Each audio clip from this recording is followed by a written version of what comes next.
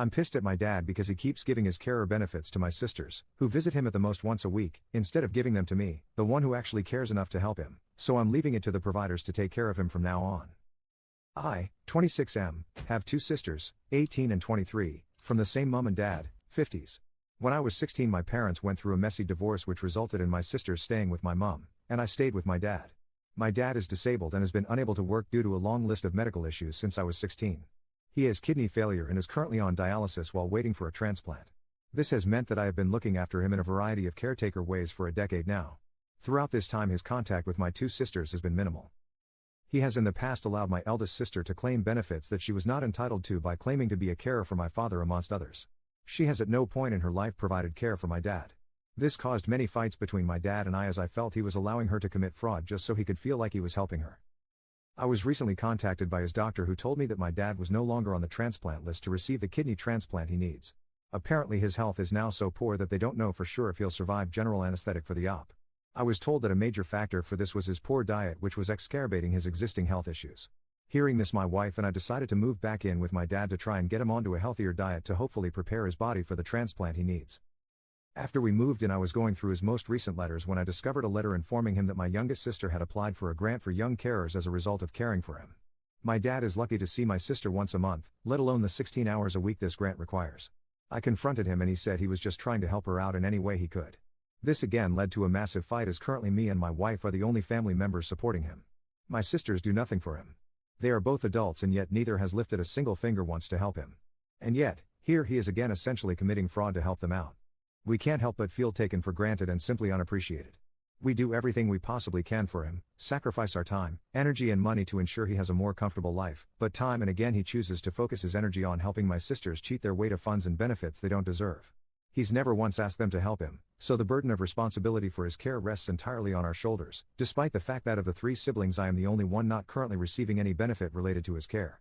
We are now at the point where we are considering pulling all our support, financial and physical, and leaving his care entirely to the two women who are actually benefiting from providing it. Am I a jerk for withdrawing support from my father? Update, 4 years later. I remember this post as my dad's birthday recently passed and thought I might as well give an update, even though no one asked. In January 2023, my father passed away from complete kidney failure. It wasn't a surprise to me, his health had been in decline, and a transplant wasn't going to happen.